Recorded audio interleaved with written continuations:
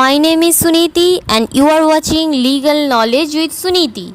Now I have a playlist titled Jurisprudence, in which I have deeply covered some important schools of jurisprudence. So if you have time and if you want to go through this topic deeply, then you can refer to my playlist. But in this video, keeping in mind that exams are approaching, we are going to cover some important schools of jurisprudence quickly. First school is Analytical School. Now this school studies law in relation with state. This school considers that law originates from states, and this school studies law in present form as it exists today. This school is not concerned to the evolution of law, whether the law is good or bad. This school has nothing to do that. Now, Analytical School is also known as Austinian or Teleological School, by positive or imperative school, and this school favored codification of laws. Now let us quickly cover some important points relating to Analytical School. The main proponents of Analytical School are Jeremy Bentham, John Austin, H.L.A. Hurt, Hans Kelsen. Let's quickly look at their contribution. Now, Jeremy Bentham is considered as the founder of Analytical School. The name of the book is Limits of Jurisprudence Defined, and he defined law as an assemblage of signs.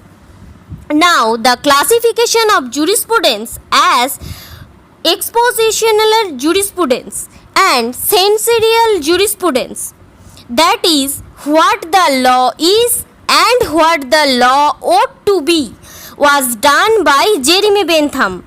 Jeremy Bentham legal philosophy is called utilitarian individualism.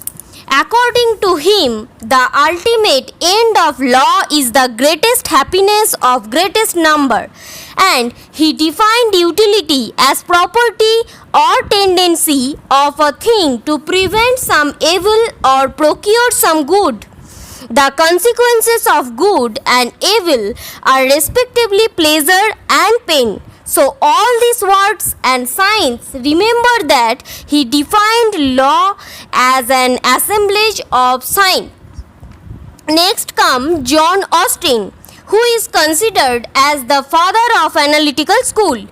He is also called father of English jurisprudence. The name of his book is Province of Jurisprudence Determined, and he defined law as rules laid down for the guidance of their intelligent being by an intelligent being having person over him. So I found the definition very interesting and very easy to remember. For an intelligent being by an intelligent being. According to him, law is a command by sovereign backed by a sanction. The three essential elements, according to John Austin, are command, sovereign, and sanction. And he divided law as first, law properly so called, and second, law improperly so called.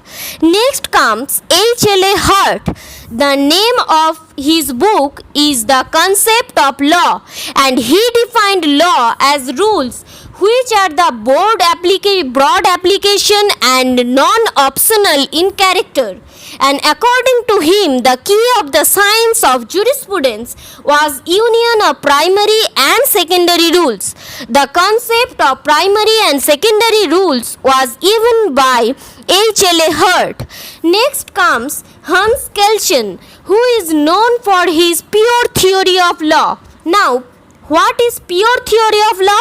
It is a theory that excludes everything which is strictly not law, and a theory which is free from social, historical, and political influences. He defined law as informative science and gave the concept of sine and solem norms.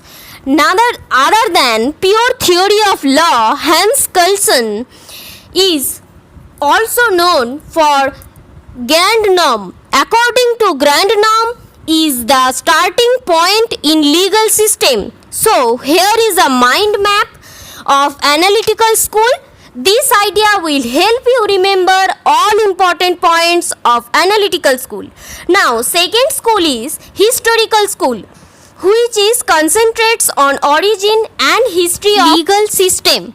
Now the three basic assumptions or features that are related to historical school. First, law is found and not made. Second, law is a reflection of spirit of people. Now this term spirit of people is very important and we focus on it more when we are covering Savigny. Third point holo, laws are not universal in nature. Now often historical school will find that law is compared with languages. So just like languages, law are not universal in nature. The main proponents of this school are Savigny, Puchta, Hugo Grotius, Immanuel Kant, Fichte, Hegel and Burke. Now historical school mainly developed in Germany and the main exponents of the school are Savigny. Savigny had two important definitions. First, law is like language and has slow and organic chord.